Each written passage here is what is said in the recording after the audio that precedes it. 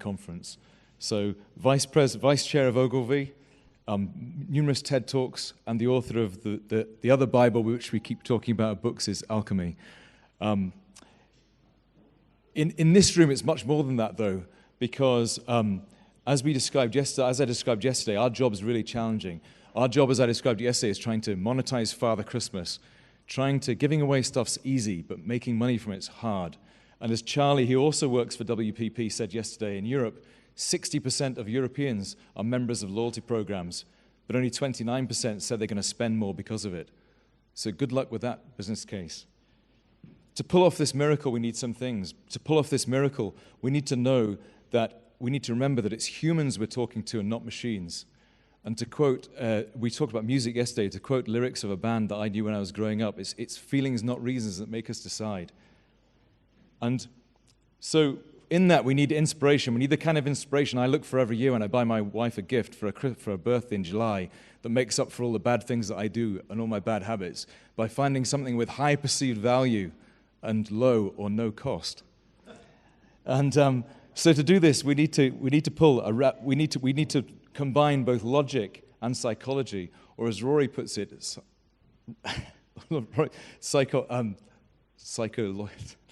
psychologic. And it's the power of original thinking. So we all need as jobs to pull a rabbit out of a hat, to pull off that magic trick. And we're lucky today to have Rory, who's based a career on pulling a warren full of rabbits out of hats. So please can I welcome Rory Sutherland. Thank you. Thank you very much. Thank you. Thank you. Getting flowers from a petrol station again. So I hope there's a snicker here, is there? Oh, there's one here. That's all right. We're all okay. Excellent. First thing I'd like everybody just to acknowledge is that for every problem or question, there's an answer that's logical, right, won't get you fired, will get the approval of the board, but is a bit boring. And out there somewhere, there's another answer, which is slightly strange, creative, magical, bizarre, but actually potentially much more effective. And I'll just give an example of this, actually. About a month ago, I met someone who was head of partnerships for UNESCO. And they'd received a very large donation of shoes from Crocs. And it's fairly obvious what you do. You're a charity. Shoe company gives you a lot of shoes. You go around handing out shoes. See? And 99% of people would have done exactly that. And they wouldn't have got into trouble. They wouldn't have got fired for it. No one would have criticized them. Much, much easier to get fired for being illogical than for being unimaginative, by the way. But she did something completely different. She said, what if we can get double duty out of these shoes? You see? And she said, I know what we'll do. We'll give them to schools, and every child who attends school in their first week of school gets a free pair of shoes. That way you're handing out shoes, but you're also creating the habit of going to school, because suddenly, if the kids who turned up on school on day one got free shoes, suddenly all the other kids who weren't necessarily going to turn up turned up on day 2 or day 3 because they didn't want to miss out. Okay? When she actually told me this, I have to confess something, which is I didn't realize they were children's shoes. I thought they were adult shoes. And I said that one thing you could use Crocs for is, of course, a brilliant form of contraception, because there isn't a single attested case of anyone being aroused by the sight of someone wearing Crocs. But she wasn't thinking along those lines, and I didn't realize they were children's shoes in any case. But that's a case where you can always think logically, but there's always something bigger or better you can potentially do. And it's in those bigger and better things, I think, that comparative competitive advantage really, really lies. Just simply, if you're a very rich guy, you want to give money to charity. Yep, you can give the money to the charity. No one will criticize you. Or you can give the money to the charity in terms of, I will match donations up to $200,000. Now, you haven't given $200,000, you've given $400,000. The logical answer is fine, it's okay, but it's not magical. It's not fabulous. And I'm just going to talk about how a combination of what I call behavioral science and the understanding that a better understanding of psychology makes magic possible means that in many ways, behavioural economics, behavioural science, and loyalty programs are natural bedfellows and absolutely a match made in heaven. And that's really because, well, I'll explain it this way, okay? Whoops. Yeah. The loyalty viewpoint is complementary to everybody else's, okay? One of the problems we all face, Kumal Galhotra, who is the head of Ford in North America, described car making as 100,000 rational decisions in search of one emotional decision. Most of the decisions around car design, car making, the powertrain, the floor pan, all that kind of stuff, it's fairly rational engineering stuff with a single right answer where every part has a single function. Okay? It's a neat Newtonian kind of reductionist world. But if you do all those things and you produce a car that no one wants to buy, all those 100,000 rational decisions are a complete waste of time. And in the same way, what the business world is woefully short of, particularly those businesses which are dominated by finance or engineering culture, okay, is what you might call the counterpoint, the complementary point of, I need to go back actually, the complementary point of view. If you recognize me, by the way, it's probably from a TED joke I told about, it's going on for 15 years ago. I'm sorry to tell it again, it'll bore the hell out of people. Well, I stopped telling the story because I thought people were sick of it. But it turns out that seeing me speak and I don't tell this story is a bit like going to see the Eagles and they don't play Hotel California. Okay? So all it was a bit of a joke. I said, why are we automatically at the behest of engineers? And if you give a problem to engineers, surprise, surprise, they'll always define the solution in terms amenable to using a lot of engineering.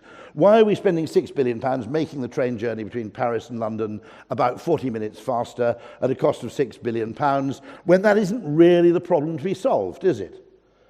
The problem to be solved is really how do we make people take the train rather than go on an aircraft? Okay? So you're asking automatically an engineering question when the actual business question is a behavioural question. But because you're a bunch of engineers, you define the problem in terms amenable to an engineering solution. And I just made the joke, look, first thing, for 0.001% of that budget, you could put Wi-Fi on the trains, which would probably make as great a difference to people's propensity to take the train as making the journey faster. Because actually, yes, it's true that the plane will probably get you to Paris 30 minutes earlier, but it's not high-quality time, okay? Most of the time when you take a short flight is dicking around at either end. You can't get any work done, you can't relax, you can't enjoy yourself. Put Wi-Fi on the train, you haven't changed the quantity of time, what you've changed is the quality of time. You know, it's either productive if you want to work, or it's entertaining if you want to watch a movie. And then I went on to make a slightly flippant point. I said, if you really must spend £1 billion or more, hire all of the world's top male and female supermodels, get them to walk up and down the train handing out free glasses of Chateau Petrus to all the passengers. You'll have still saved yourself £5 billion, and people will ask for the trains to be slowed down. By the way, there is no necessary assumption that time spent on a train has to be worse than time spent on dry land, as it were. Note that the assumption of speed automatically makes that assumption that time spent on a train is actually less worthwhile than time spent somewhere else, which seems to be a dangerously low bar. But here we are. This is what I mean about complementary viewpoints. It's too easy in business to effectively adopt a framework or a mental model or a viewpoint that makes perfect sense. Because it makes sense, nobody questions it. And effectively what we start to use is we start to use quality of reasoning and logic as a proxy for quality of decision.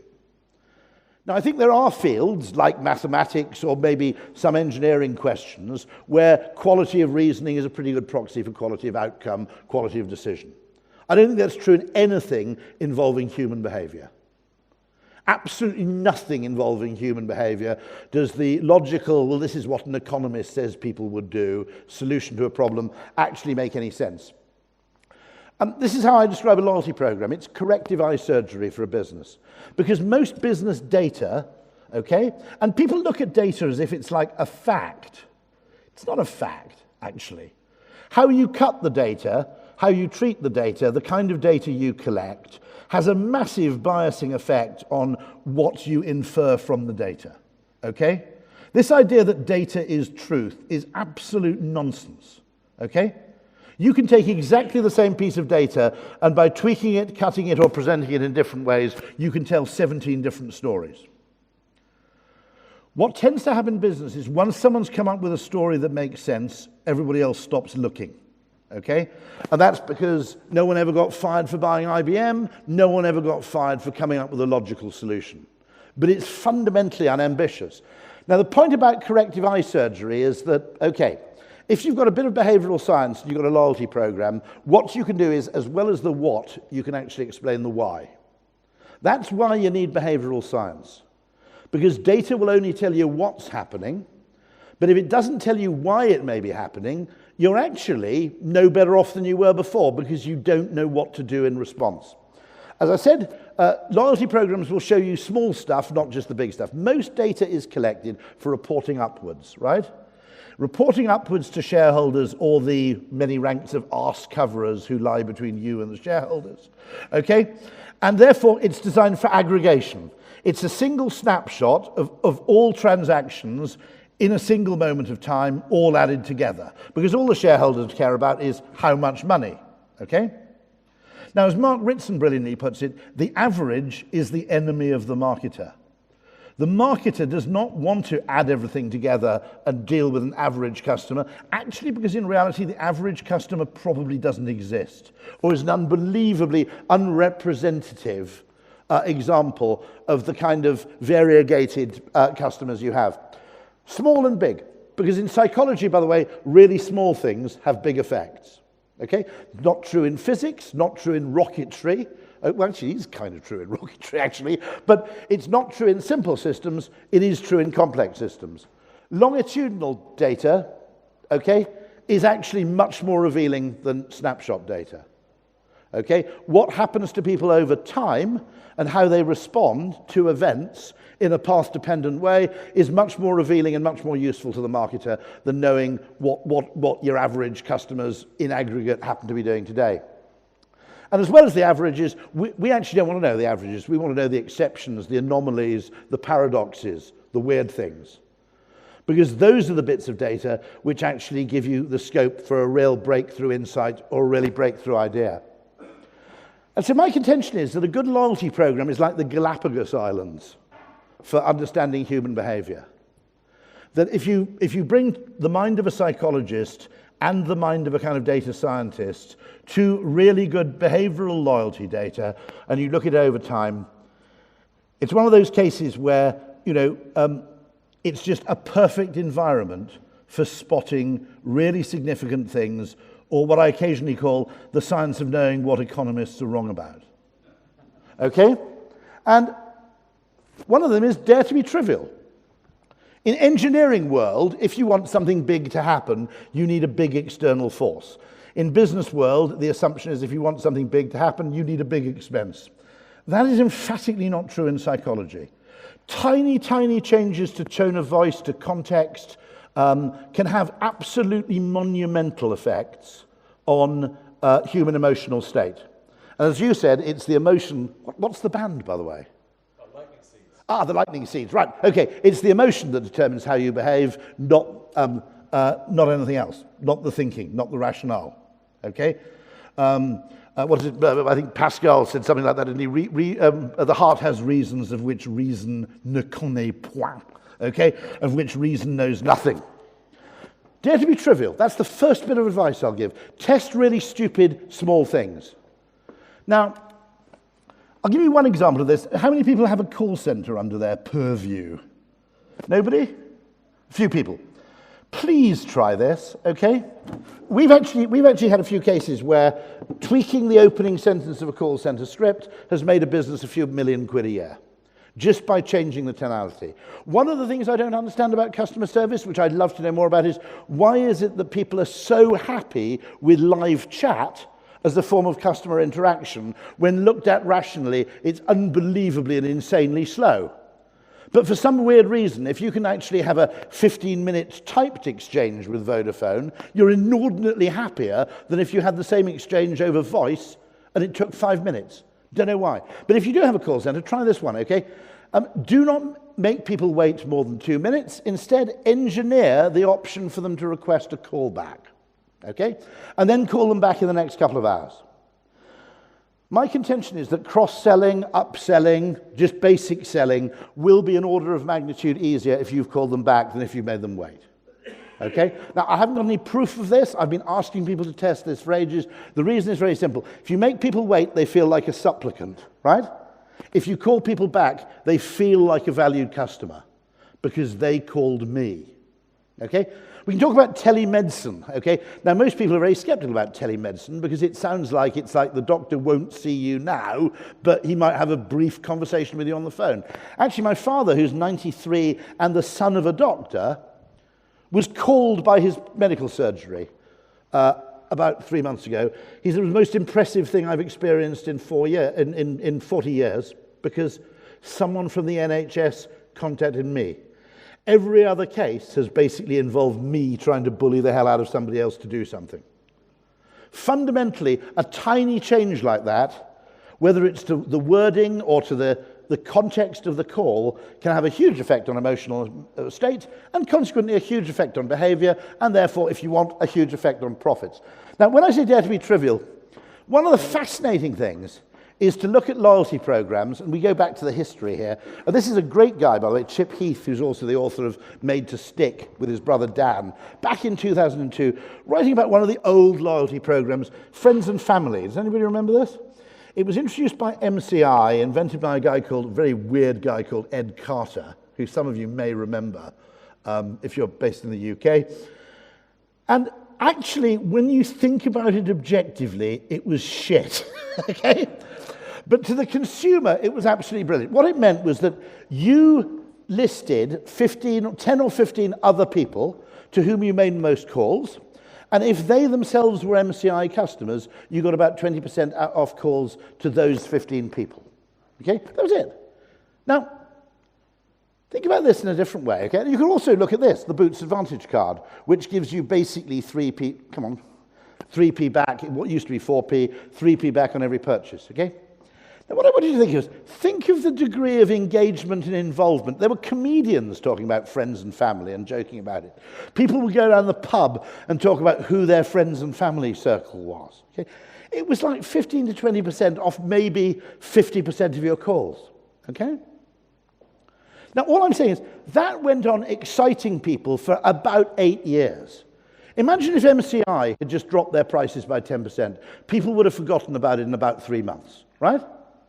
Okay? Imagine if Boots just said, rather than doing the Advantage card, we're just going to drop all our prices by 4%. 95% of people wouldn't have noticed at all, and the novelty would have worn off in about a week.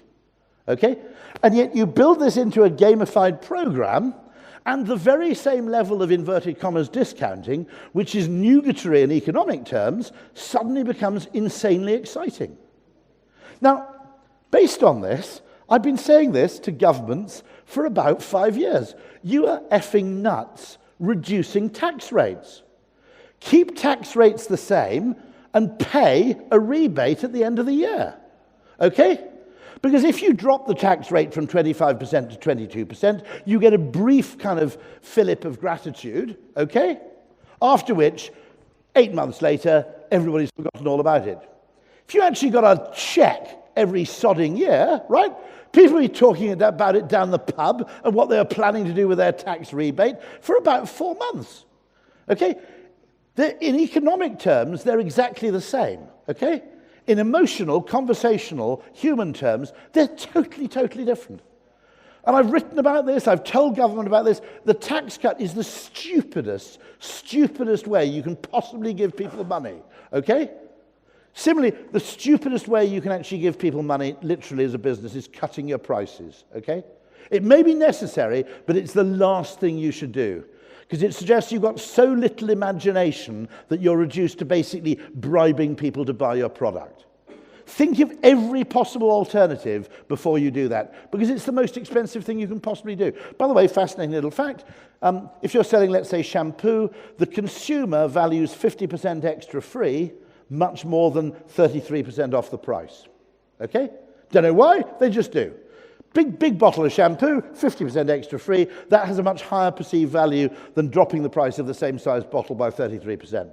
Now, if you think about it in a bit of detail, it's also much less margin eroding as well. So you can actually create more perceived value, lose less margin. Who wouldn't want to do that? Okay?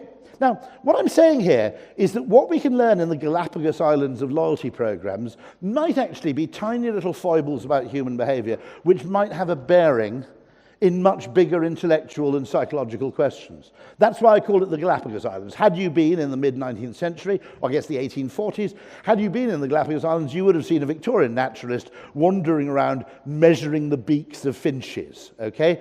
And your first reaction probably would have been, what a twat. But that's in the British, not the American sense. Just need to clarify, okay? In British English, not a very strong word. I just thought I'd make that point, because Americans dub it out, okay? Now, here's Hayek. Hayek believed, sometime back in the 50s, he wrote a book called The Denationalization of Money, that there should be multiple currencies. This is long before Bitcoin. There should be lots of different currencies, and people should just compete. People would then use the currencies they trusted the most, or use the currencies which came with the conditions that most appealed to them.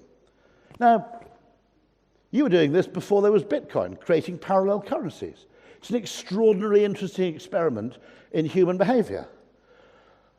And what we can ultimately do in a loyalty program is literally a positive sum game. It's just a better kind of value exchange. You can find better ways of actually adding value to consumers by understanding them better and by understanding their needs, wants, and circumstances better over time, and by deepening a relationship of trust. And in return, effectively, you make a bit more money, they get a better time, everybody wins. Very simple. I don't think we need to look at it. I don't think we need to look at it in any more sophisticated way than that. There we go. Here's an example, okay, of where you can create value out of almost nowhere. So this was if you're in London, go to this restaurant called Dishoom. You'll back me up on this. Fantastic chain of Indian restaurants, Indo-Persian restaurants, technically. This kind of Zoroastrian food.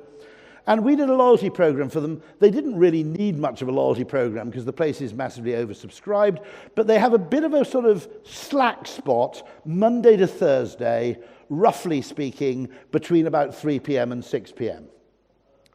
And so we, working with them, had it was originally a dice, but it became a key ring, which we handed their best customers, okay? Now, if those best customers happen to be there between Monday, I'm trashing the furniture, between Monday to Thursday, and they paid before 6 p.m., they just handed over the key ring. And the waiter brought them a 6-sided die, okay? And if they threw a 6, they got the whole meal for free. Right? Now, to an economist, that's a 16.6% price reduction, okay? Now, does anybody really think that that's less exciting than you can have 16.6% off your meal? Now, it's also fundamentally different. One, because you spend quite a lot on the meal, because you'd feel a bit of a dick if you got your meal for free and you'd skimped on everything. So it tends to encourage people to go fairly large, okay? Right? And the second thing is, it creates unbelievable excitement and conversation. So I was on a conversation, unbeknownst to them, we'd been involved in this program with a bunch of people from a large, I think, private equity firm in Chicago, okay? And they were talking about their visits to London and how they always went to Dishoom. They took a special colleague with them every time because they believed he had a hot hand and was good at throwing a 6, okay? And that I think they'd had 3 occasions where they managed to get their meal for free. Now, these people were absolutely over the moon excited by this loyalty program. Now, what is particularly weird about this is every single one of them could have afforded to buy the restaurant 20 times over, okay? If you'd offered them a 16.6% discount, they wouldn't have even crossed the street for that, okay? 1 in 6 chance of getting the meal for free? Absolutely captivating. I do not understand why so few people have tried this as a form of high voltage discounting. It's so much better than dropping the price.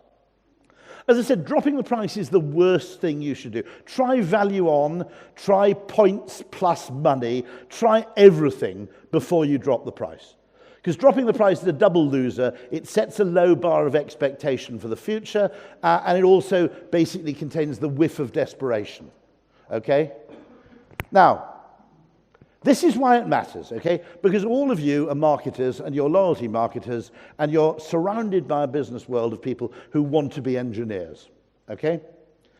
And they want the world to be either simple or merely complicated. This is, by the way, from David Snowden. It's called the Kinevin model. He was a kind of guru at IBM back in the day. Still is actually a bit of a guru. And this is really simple stuff, okay?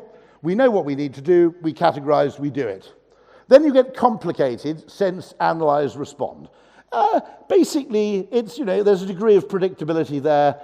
You don't need any experimentation. You just need a slightly greater extent of kind of investigation before you act, okay? Now, most of the people we work with in kind of procurement or in kind of logistics or in kind of operations spend their time and built their careers being really good at the right half of that particular map. As marketers, whether we like it or not, we're dealing with the left-hand side. That's why they find us maddening, by the way. One of the first things that people find maddening about creative people is they don't have a sense of proportion. And one of the reasons why creative people don't have a sense of proportion is probably because they're right not to have a sense of proportion, because the difference between one phrase said in two slightly different ways, although to a grammarian is absolutely trivial, in terms of the emotion it actually arouses in the person who's listening, it can be absolutely diametrically opposite. And so we're forced to occupy this world where there's no single right answer. Look, act, sense, respond, probe, sense, respond. Some degree of experimentation, or at least some degree of creative hypothesization is necessary to operate in that world. Anything that involves human psychology, anything that involves human behavior, anything that involves mass human behavior, even more so, okay, emphatically lies in that left-hand side, where the opposite of a good idea isn't wrong, it can be another good idea. Okay? That's literally what I mean. In the creative space, in many cases, the opposite of something that's interesting is also interesting. Okay? I'll tell you a funny story about this, actually, about doing the opposite, which may be a dangerous reflection on my perverse mind. I was about to give a talk in London, and just before I went on, I went to the loo, washed my hands, and it was one of those wash basins which basically disgorges water into your groin, okay?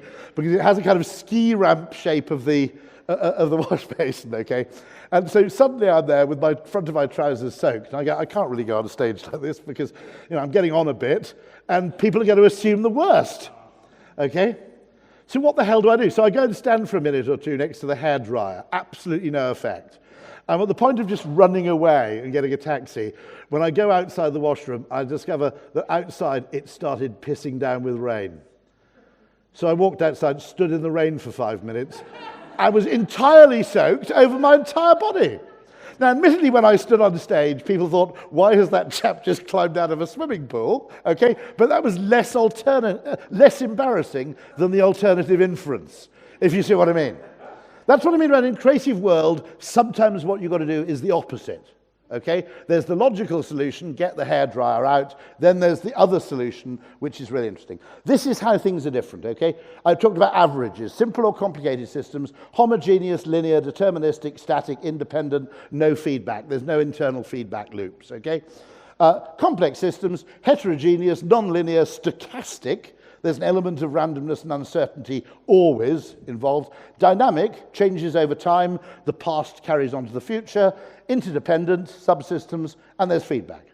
We're always on the right-hand side. That's why people who've carved out a career in business on the left-hand side basically get annoyed with us and don't listen to us enough.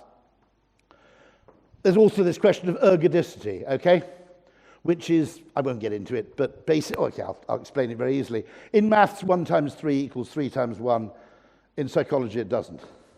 Okay? Which is, in business, okay, as far as a business is concerned, there's no difference between 3 people buying 1 product and 1 person buying 3 products. Okay? There's no difference between 3 people buying 1 product all at once and 1 person buying 3 products sequentially over time. Okay? Okay? As far as the kind of aggregate spreadsheet goes, they're all the same. That's what I mean about the complementary view of the loyalty program. Amazon Prime, okay, there's a huge difference between 10 people buying an item once a month, a book in this case, because when Amazon Prime came in, that's more or less all they sold. But there are examples of one person buying 10 books a month. Doesn't matter how rich that one person is, 10 people probably don't mind paying for postage once a month. Okay? One person, however rich they may be, isn't going to pay for postage 10 times a month. Okay? Fundamentally, quite a lot of loyalty is just understanding that frequent customers have completely different needs and preoccupations to infrequent ones. There are a lot of infrequent customers. On the EasyJet database, 50% of the people on the EasyJet database have only flown with EasyJet once. Byron Sharp's right, by the way. An awful lot of business comes from people who are just very occasional customers, but who are absolutely enormous in number. But that doesn't mean you should neglect the other part of that particular curve. Okay? In this example, I don't understand why far too few people seem to me to have copied Amazon Prime. I think it's something that consumers inherently love for a mix of reasons. One of which is automatically people who are frequent customers feel they're gaming the system and that they're saving money every time they buy from you. There's also some really interesting psychology going on there, I think. All we know from this is that when Selfridges introduced their Selfridges Plus product, I probably better not... Actually, okay. The average number of purchases per customer per year from the website went from 1 to 5. Okay?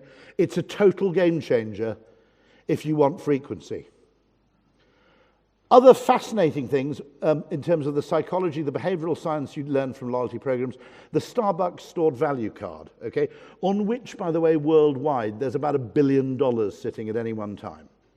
Now, when you have $30 on your Starbucks stored value card and you spend $20 on coffee, it feels like $10, okay?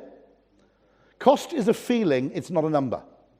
Now, I've already committed this $30 to Starbucks because it's already on my card, and I'm now converting it into coffee a bit earlier than I expected. That doesn't feel like a $20 expense, it feels like a $10 expense, okay? If you can get people to pay for something twice, always do so.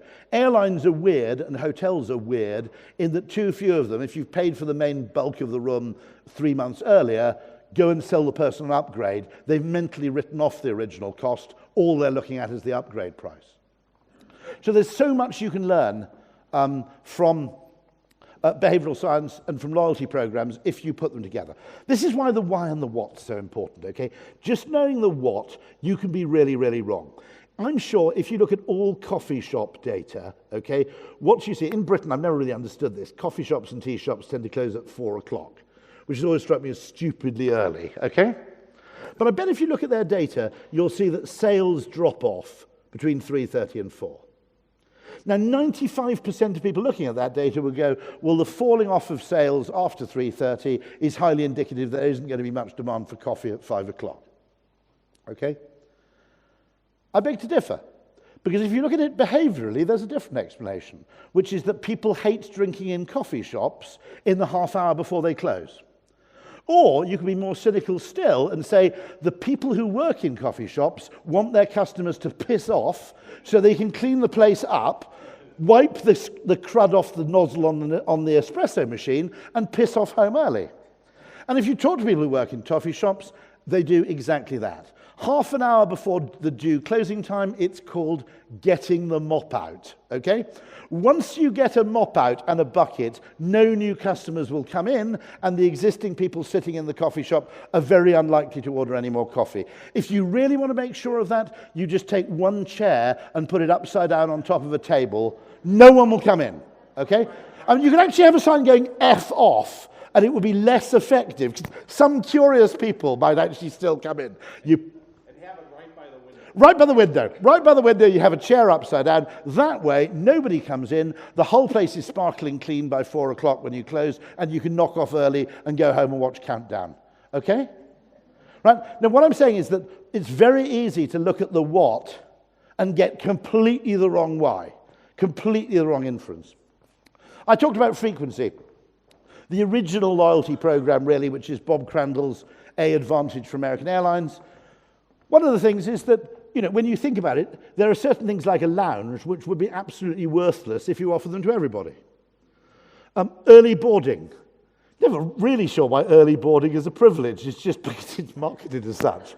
You know what I mean? It's a bit like the Tesla with vegan leather, which when I was a kid we would have called plastic, okay? Right? But because, and you get priority boarding. People go, oh, priority. That's clearly, well, it means you kind of get to sit on the plane longer. Now, admittedly, you probably get your luggage up on the overhead locker a bit more easily because you're on first. But actually, there are a lot of things you can't give to everybody. You can't give priority boarding to everybody by definition. Similarly, you can't give lounge access to everybody. There's also the fact that, for example,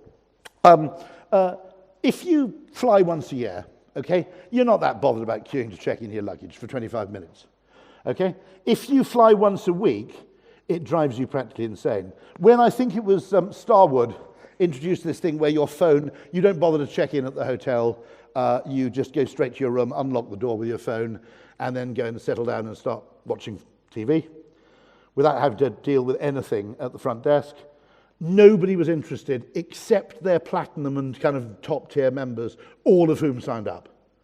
Because those are the guys who are basically checking into a hotel once a week, and they probably spend, you know, literally 4 days of their life every year waiting behind a United Airlines fucking flight crew, you know, to check in. That's the word. You know, that ever happened to you? You know, you're just about to check in, and then the bloody flight crew arrive, and you know you're going to be there for about 25 minutes. So it's really important to understand how the needs of frequent people differ quite dramatically from the needs of infrequent customers. I think we can take this much further, though, okay? One of the things I don't understand, we've just proved, haven't we, that people often value points much more than the cash equivalent, right? You can get people doing weird things for points. Don't even mention tier points. With airline tier points, something like 45% of people admit they have contrived a completely gratuitous business trip just to avoid dropping out of a particular tier of an airline frequent flyer program. Okay? So they've suddenly, for no readily apparent reason, decided that, you know, that Barry in Spitsbergen really needs a visit before October, when coincidentally, you know, my tier status comes up for renewal. Why the hell don't we use it in yield management, for God's sake? Why, instead of dropping the price by 50 quid, why doesn't that say 10 bonus tier points or 3,000 bonus Avios points? Why are we using money, the language of economists, to change behavior when points do it far more effectively? Okay? The one thing about points junkery is that they create FOMO. There's another beautiful thing about points psychology, which also happens with the Boots Advantage card. About 70% of Boots Advantage card members, because it's very largely cosmetics, okay, are female. And the typical thing that happens all the time at Boots is that female in a relationship gets ill and says to partner, can you go off to Boots and get me some paracetamol and, you know, ibuprofen and some Strepsils and whatever, okay? And just as partner is leaving to go and collect the goodies from Boots, the person with the Advantage card says, oh, and by the way, take my Advantage card so you can get the points. Okay? Person then turns up at Boots, usually a bloke, not really familiar with the Advantage card, and the person behind the till at Boots goes, actually, you've got enough points in your card to pay for all of this. Okay? So he goes, result. Goes back, you know, 20 quid of points redeemed, bought all the Strepsils and things. Partner absolutely bloody livid. Okay? Now, to an economist, that is completely irrational. Okay? Because money, being infinitely fungible, has to be more valuable than points. No. Points are often more valuable than money, actually. I've often argued this. Company cars were much better than the cash alternative, okay? Because they allowed you to have a car that was much blingier than your wife would allow you to have if you bought it with your own money. I didn't want the heated steering wheel, they gave it to me, right? Now, what points do is they allow for guilt-free indulgence, particularly important in a recession, by the way, okay? Because doing something extravagant with either entirely with points or with a mix of points which can't be used to pay your gas bill, to pay your electricity bill, to do all the necessary things, does not arouse guilt or feelings of shame or awkwardness to anything like the same extent that buying the same thing with cash achieves. That's why the person's really angry when husband redeems points for Strepsils, okay? The whole point of the points was to buy a bottle of Chanel number 19 for herself or for somebody else for Christmas without feeling bad about it, okay? So the psychology of this is absolutely fascinating. I mean, this is why I call it the Galapagos Islands. Now, if you look at the hidden assumptions of neoclassical economics, I'm going to be a bit careful here for time. Bloody hell. Okay, right. All of this stuff that economists assume to make economics look mathematically neat is total bollocks, okay? Any marketer will look at all those assumptions and go, individual economic actors engage in rational transactions to maximize utility in an atmosphere, by the way, of perfect trust. So the first assumption economists make is that there is 100% trust between all contracting parties in any exchange. Now, in their world, you wouldn't need marketing at all, okay? So if you often wonder why people in finance hate marketing, it's because they inhabit a fantasy world where marketing wouldn't need to exist. Okay? Because if you had perfect information, stable preferences, and by the way, the other thing with economists, they don't distinguish between, basically every transaction in the economic world is a single shot, one night stand. They don't understand relationships at all. Because as far as they're concerned, because you have complete trust, it doesn't matter whether you buy from him and then her and then her, or whether you buy from him 4 times, because it doesn't matter. Without loyalty and without brands, capitalism is shit. It doesn't work.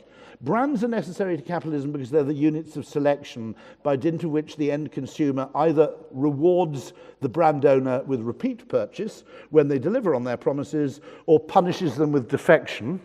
Without branding, as the Soviet Union discovered, basically every manufacturer is engaged in a race to the bottom. How can we meet the official specifications for this product at as low a level as possible while innovating not at all? Because what's the point of innovating if nobody can buy more of the innovative stuff because it hasn't got a different name on it? Okay? Right? And similarly, without loyalty, without the promise of repeat purchase, any business that isn't interested in repeat purchase is a dodgy business. Okay? If you want a shit meal, go to a tourist restaurant. Go to a restaurant with a view. Okay? You're pretty much guaranteed a shit meal. Why? Because it's the kind of restaurant where they have no interest in anybody coming back. It's just people will stop here because it's got a great view of the Acropolis. And your only aim is to serve them food that's hygienic enough so that they live long enough to pay the bill. Okay? Snake oil salesmen, where did they sell snake oil? They didn't sell it in shops. They sold it at fairs. Why? Because by the time you discovered the snake oil was crap, the snake oil salesman had moved on somewhere else. Okay?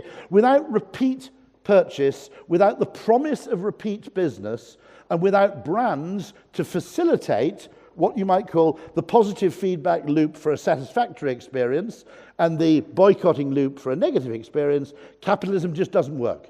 Okay? Does not work at all. It only in theory, in economic theory, which you attain that theory by assuming complete trust, which is ludicrous. Okay? Right. So I'll skip this. Basically, real life is massively asymmetrical. Okay? That's all you need to know. In economic theory, life's completely symmetrical. It doesn't matter whether you're buying from 4 different people, one person repeatedly. All of those things basically average out. Okay? In real life, it's nothing like that at all. Unfortunately, 90% of business effort is devoted to pretending it isn't asymmetrical. Most people in business are engaged in a delusionary activity of pretending that the spreadsheet somehow captures the reality. That when you add the numbers together, that it's a form of truth. It really, really isn't. This is the Carnot theory of how different improvements in products lead to changes in customer satisfaction.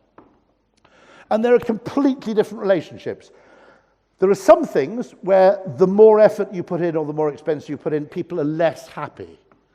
A couple of examples of that I can think of is those remote controls for DVD players or televisions, which had 47 buttons on, all but 5 of which were completely incomprehensible in terms of their function, and which you were frightened of pressing because if you did press the wrong button, a weird green number 2 would appear on your TV screen, and I mean literally a number 2, not a turd, okay, and you wouldn't be able to make it go away, okay? The hotel practice of trying to take your luggage when you arrive at a hotel, even though you don't know what room you're in yet, okay, is another example of, bloody hell, okay, is another example of this kind of risk, okay? They want to do it either to show willing or to get a tip. You've spent the last 8 hours going, don't lose my luggage, don't forget my suitcase, hold on to my suitcase. And then a total stranger comes up to you and goes, let me take my your bag away into some weird, unspecified, dark part of the hotel with a 50% chance you'll ever see it again, okay? That's not an actual added value service, okay?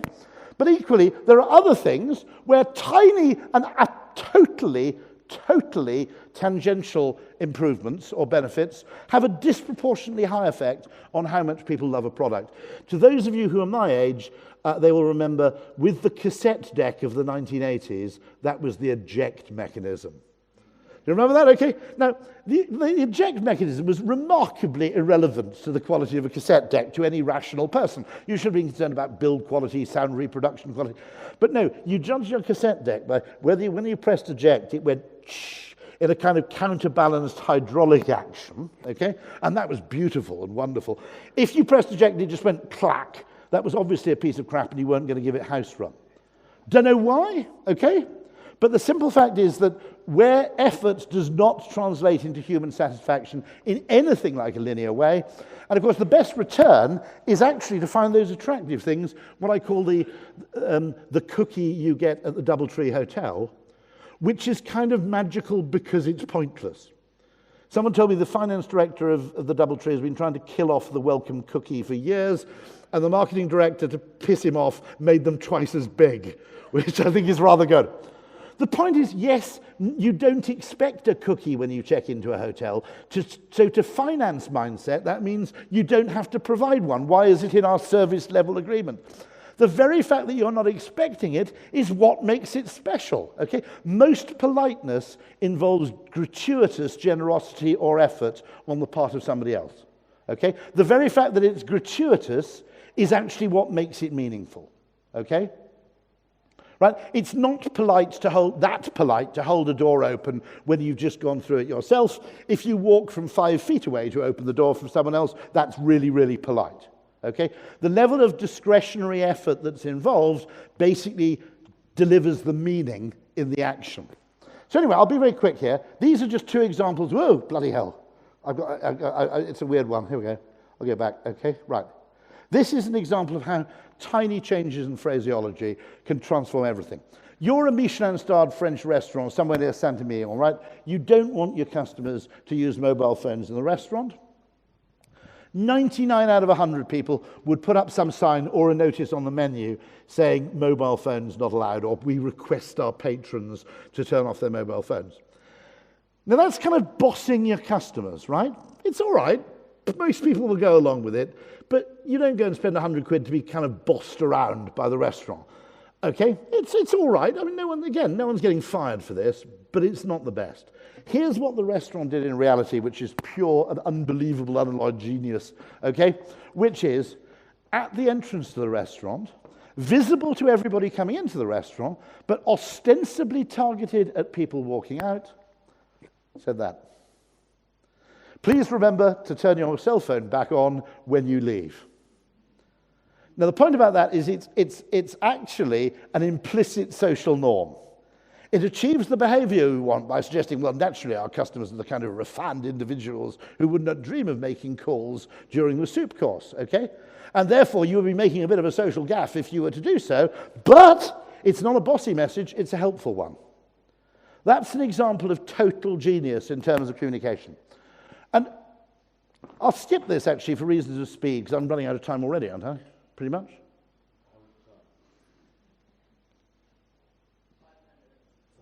Okay, good. Okay, we've got 5 to 10 minutes. Right, in which case.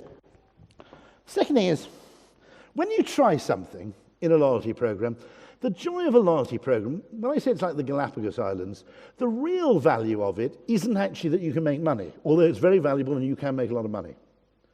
The real value is what you can learn from it, which you can apply not only within the loyalty program, but you can apply elsewhere. And I think one of the aims that anybody operating a loyalty program should be 3 or 4 times a year, we want to come up with an insight of pure genius which can be applied outside the loyalty field, but which can really, really inform the way in which we create value for our customers in completely unexpected ways. And that means, I would argue, doing things that are slightly silly. Because we have this belief that everything we do has to be pre-rationalized. Okay? That before we do something, we must have a reason for doing it. I would argue that that limits the creative solution space too much, and that every now and then you should test something a bit daft. Okay? And that's because the reason daft things sometimes work is that daft things, okay, make no sense to anybody in advance, but once experienced, it's like a ratchet. Okay? Once you've experienced the thing you don't want, you can never go back to not wanting it. Okay? I've got a Japanese toilet at home, one of those ones with a spray gun. None of my friends, all of my friends regard me as a total idiot. No one wants a Japanese toilet that I know of. Okay? Just put it like this, okay? Once you've had a Japanese toilet, I regard the rest of you with mild disgust for your low levels of sanitary attention. Going from a Japanese toilet to an ordinary Western toilet is a leap backwards, roughly equivalent to going from a Western toilet to shitting in a hole in the back lawn. Okay, that's how backward it is, okay, right? But nobody wants one until you have one, when it becomes impossible to conceive of life without it.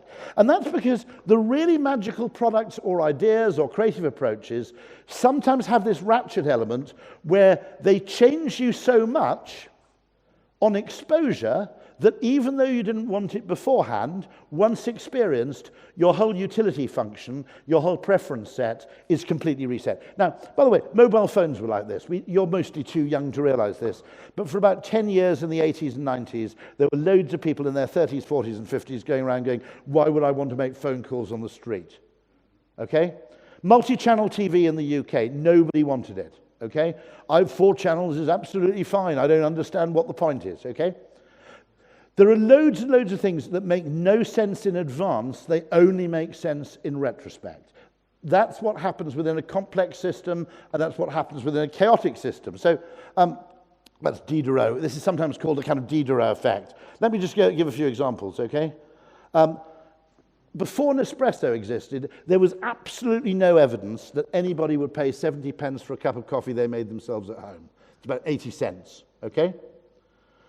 Why does it work, by the way? It's because, okay, if you had to buy Nespresso in a jar like Maxwell House or like Folgers, okay, or like Nescafe, for an equivalent amount of caffeine, a jar of Nespresso coffee would cost about $30, $40. And you'd look at it on the shelf and go, that's nuts. But it doesn't come in a jar, it comes in a pod. And the pods are priced individually at about 70 to 80 cents. So what's your frame of reference? Well, you don't know what an individual Maxwell House coffee costs. So your frame of reference is Starbucks. It's cost of coffee. You think, well, 70 cents would have cost me $3.60 at Starbucks. This machine's saving me a fortune, okay? Right? That entire product is a psychological breakthrough by dint of price comparison. Okay? There was absolutely no evidence that anybody wanted this drink in advance. How do we compete with Coke? Well, you say, let's produce a nicer tasting drink that costs less and comes in a really big can so people get a lot of refreshment. Apparently not. The most successful attempt to compete with Coke in 50 years comes in a tiny can, costs a fortune, and it tastes disgusting. Okay? Right? Again, there was in research, the research company which only researches carbonated beverages, they were given Red Bull to research, and they were told this is the worst drink we've researched in the entire history of our company. Normally we get people going, oh, it's a bit sweet, it's more for kids. Here we actually got people saying, I wouldn't drink this piss if you paid me to. Okay? No evidence before Dyson that anyone would spend $900 on a vacuum cleaner, right? Okay?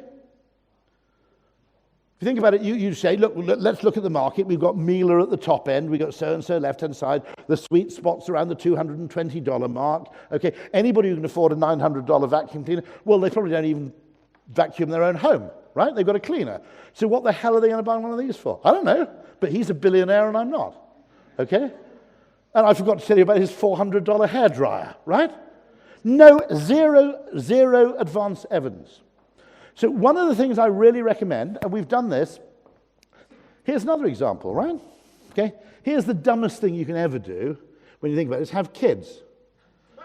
right? Because if you ask a couple who are single, what do you enjoy doing? They go, well, I like having a lot of disposable income, right? Going out really late, parties, holidays, exotic locations, right? You know, having a load of fun, hanging out with friends, okay? Well, if that's what you want from life, then having kids is a really, really stupid idea, okay?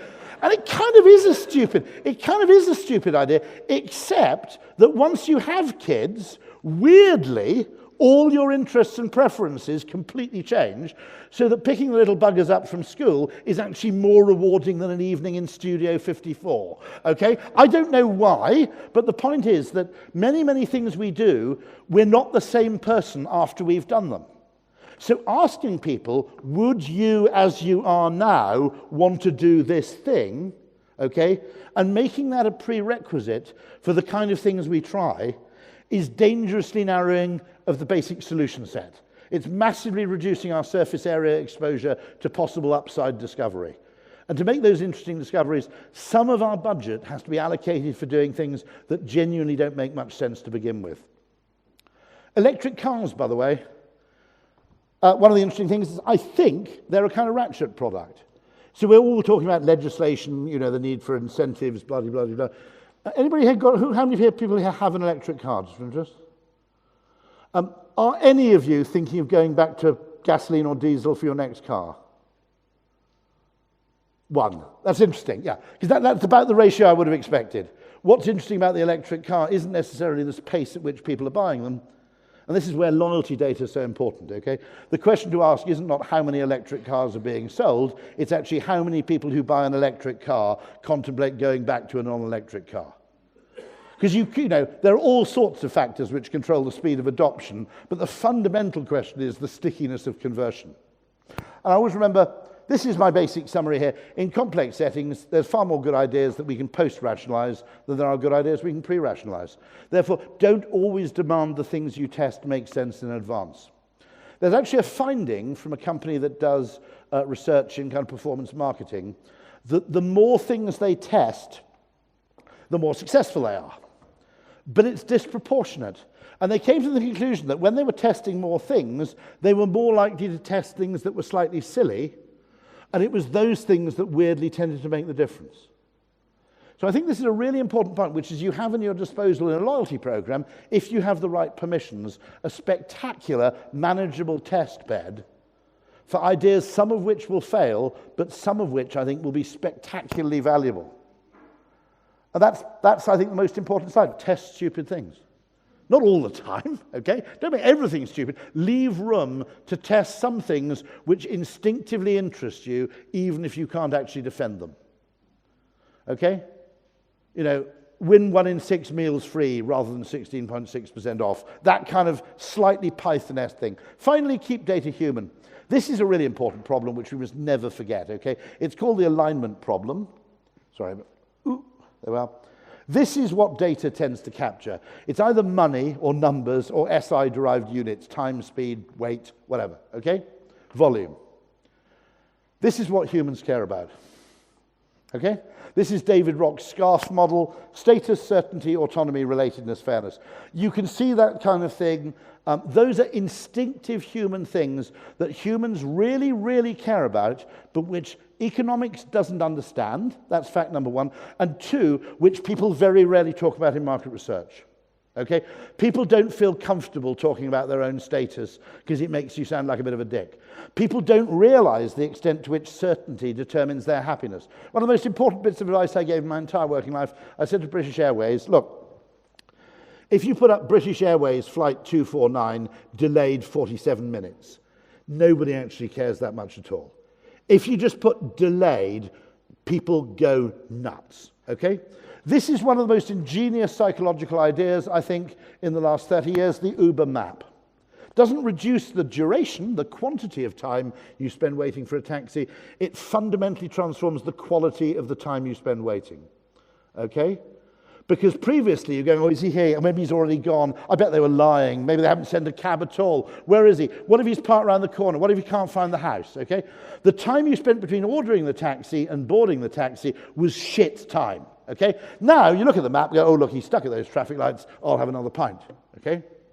I think as well as certainty, humans don't understand this. We would all say, in market research, we'd all say, I want the taxi to turn up really quickly. I want the taxi to turn up soon. I don't like waiting for a taxi. What only 1 in 1,000 people would say is it's not the duration of the wait that bothers me, it's the degree of uncertainty.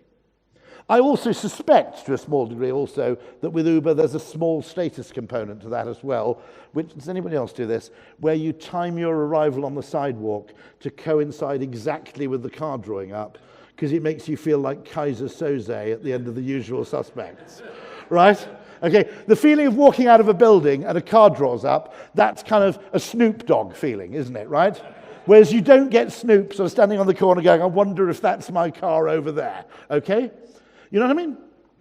So looking at those things, I think it's fascinating because having worked on American Express for so long, you know, there were so many of these things which really the American Express brand was about delivering those 5 crucial things. I don't think it's an exhaustive list, by the way. I think there are other qualities there to consider, but I think that's a killer idea. This is my favorite, come on. This, which came from Ogilvy, is my favorite ever absolutely free idea, member since '09. Doesn't mean a thing, really, okay? Except it says we know how long you've been a customer. We haven't forgotten your length of tenure. Every now and then, I've got a friend in American Express, every now and then they make a mistake and they issue a batch of replacement cards which instead of saying member since 09, 95, 03, whatever, say on all of them member since 23, even though the people have been American Express card members for some years. More than half of the people contact American Express and demand the original date is reinstated. Okay? That's how relatedness, as Rock calls it, the R of scarf, that's how relatedness really matters. We as humans think that with every transaction or passing moment of a relationship, the nature of the relationship fundamentally changes with the extent of what you might call give and take and benefit of the doubt, increasing with the duration of a relationship. Okay? If you look at complaints to utilities, probably 50% of letters of complaints to a utility start with a sentence, I have been a customer of yours for X years, imagine my surprise when, okay? Now, to an economist, the length of tenure, it's an annual contract. The length you've been with the insurance company or the electricity company is of absolutely no import, okay? However, to the human amygdala, that really, really matters. Violating a long-standing relationship is much, much worse than violating a recent one. Reader's Digest had a similar loyalty program where on the January edition of Reader's Digest there was one little Pegasus logo, February there was 2, March there was 3. So if you didn't keep up your subscription, your bookshelves looked a bit shit because the pattern was broken. I just thought that nobody else noticed that, but I just thought it was one of the cutest little inbuilt loyalty programs I've seen. So finally, I must run out of time. This was an interesting question. And this is, I think, the really interesting question. If there's one fact I'd like every person in marketing to let their colleagues know, which is that behavioural change isn't linear. It's a sigmoid curve. Significant behaviours change slowly at first. That's because habit and social copying are the two big gravitational forces of human behaviour. And it takes a long time for both of them to change. When they both do, where the new behaviour becomes both habitual and socially commonplace, okay? That's when you get rapid uptake of a new behavior. Air fryers, got it? Right? Anybody notice that? The air fryers have been bubbling around with weird, I'm like the John the Baptist of air fryers, okay? I was preaching them really back in the day, getting very little traction, okay? It took, I think, TikTok. But what I'm saying is that I think a lot of great ideas are actually abandoned too soon because people expect success to be instantaneous and they expect growth to be linear. And it isn't. It's like that. And I was watching old episodes of Shark Tank, it's known as in the US, but it's called Dragon's Den in the UK. And someone had made a YouTube compilation of the really dumb decisions these people had made. And the dumbest one was probably turning down a company called Hungry House, which ended up being bought by Just Eat for £220 million. I thought that was a dumb decision, but it was in the early days of the internet where the idea of ordering food online was not universally accepted, okay? Some pizza places had tried it, they'd failed. I suddenly realized, I rewatched the program, none of them asked, nor did the people trying to plug the company mention the only relevant question worth asking. Of the people who do this, how many of them do it again?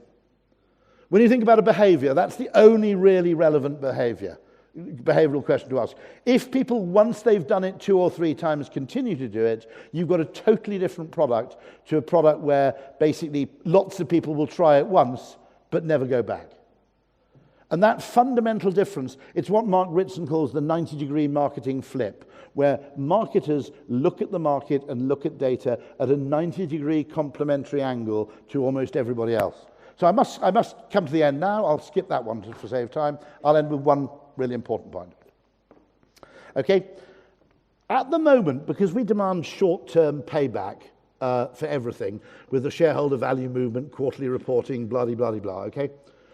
Almost all experimentation looks like a cost because we don't wait long enough for it to pay off, okay? Now, here's how nature solved this problem, and it's kind of interesting, which is bees have been kicking around for 20 million years. This is known, by the way, in AI as the explore-exploit trade-off. If you want to have an argument with finance, you want to have an argument with operations, or with the nerdier people in your organizations, try citing this, okay? It's known in animal foraging. It's a major factor in machine learning, okay, which is the trade-off between the resources you devote to learning what you don't yet know, or what's changed, or what's different, or what you haven't learned yet, versus the resources you devote to exploiting what you already know. Obviously, it varies depending on how fast changing the environment is, but it is never 100-0, okay? Now, bees have been around for 20 million years. They've evolved a thing called the waggle dance, where they do a little dance which shows the direction and distance in which there's a reliable source of pollen and nectar to be found. And lots of other bees watch the waggle dance, and they go, that's handy. Okay, so 3 miles to the northeast it is. It's actually relative to the position of the sun, I think, okay, is how they navigate, okay? And then much to the bafflement of bee scientists, they discovered that 20% of bees varies, but let's say 20%, okay, ignore the waggle dance completely, just piss off on their own at random. And this is extraordinary, because we've had 20 million years of bee evolution. In that time, we should have evolved bee compliance officers who go around going, we demand complete compliance with the waggle dance to bring our nectar collection target in line with our forecast for Q3. And indeed, if you had 100% compliance with the waggle dance, in the short term, you would be a more efficient hive, and you would collect more nectar and produce more honey. In the short term. Here's where the problem arises. All the bees that tried that don't exist anymore because they all went extinct. 2 things happen, okay? If you only exploit and you don't explore, you get trapped in a local maximum, okay?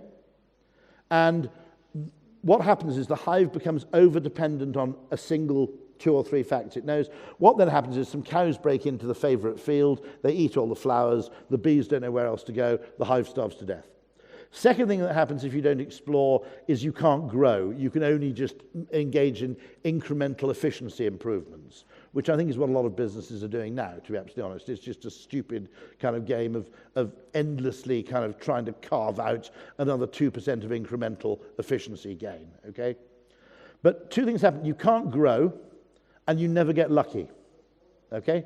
So the reason there aren't any bees which have bee compliance officers is that every single one of those hives failed to grow, went extinct. Okay?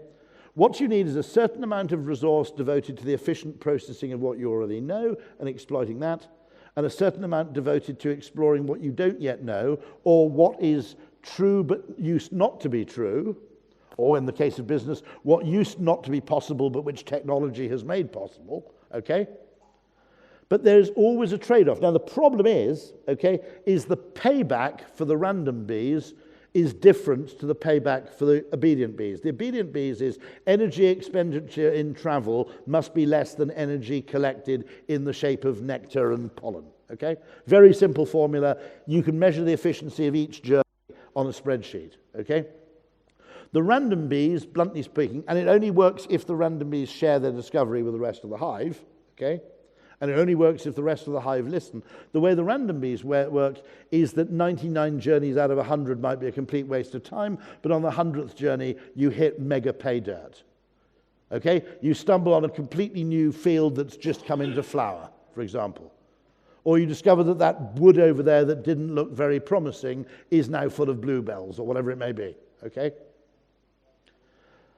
And the vital thing we've failed to understand in business is that actually, in order to optimize business, one metrical viewpoint is no good. You need two. And the way you judge your explore people has to be fundamentally different over a longer time frame and with more tolerance for short-term failure than the way you judge your exploit activities. Okay? This is a fundamental truth of nature in any shifting complex system. The problem is that people are so busy trying to pretend the world isn't complex, they're not willing to acknowledge this. I would argue perhaps that 30 to 40% of a loyalty program, if you look at it within the company as a whole, should be devoted to that exploration, simply because your beautiful tools of measurement and your ability to test affordably at a manageably small scale means that a disproportionate amount of the exploration performed by a company should be within the loyalty department rather than anywhere else. If you can win that battle, I genuinely think, and you remember the other slide, which is occasionally test stupid things, okay? I think there's the potential for absolutely rich seams of previously undiscovered insight into human behavior and psychology to come to the surface. Well, at least I hope so. So thank you very much indeed. And I've probably got time for one question, have I? Thank you. I'll now trash the rest of the lectern. Yeah. Thank you very much, Rory. So we've got time for two questions. All right. Andy Keener. Rory, that was great. Loved everything you said.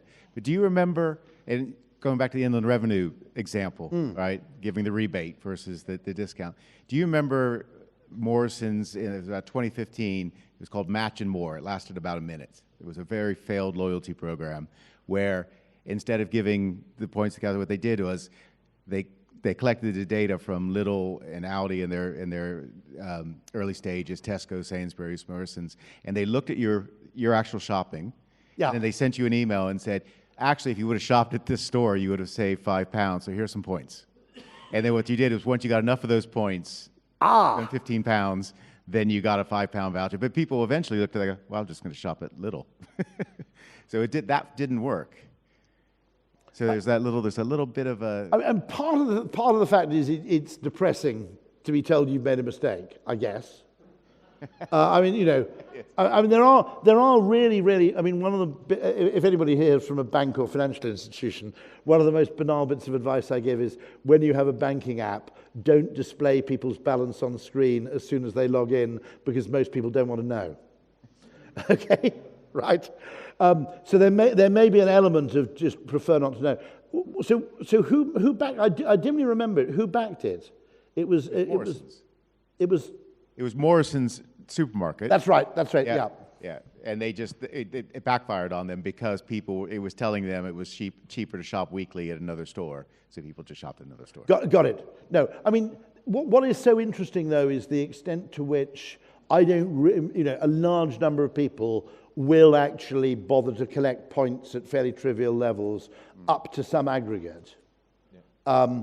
And we'll get, I mean, if you take friends and family, the level of engagement and the level of awareness was literally an order of magnitude higher than the equivalent kind of, 15% across the board discount. The other thing is, by the way, this is a very clever thing, which I smugly say I did suggest to Sainsbury's about 20 years ago, which is making discounts exclusive to holders of members of the loyalty program, because we value relative savings more highly than we value absolute across-the-board savings, okay? So imagine it like this, right? Imagine BMW one day says it's 10% off all BMWs. You don't get that excited by that, okay? Whereas if you've got a mate at a BMW dealership who can get you a BMW at 10% off, you find that wildly exciting. So there seems to be some component of human psychology where comparative advantage seems to be more highly valued than advantage that's shared equally by everybody, which I think is, it's another of those things worth exploring. But the tax system, I mean, most Americans, if I'm right, slightly overpay on the tax because they prefer to have a lump sum rebate when it comes to tax day than the other way around. Now, economists go, but you're allowing the government to make interest at your expense.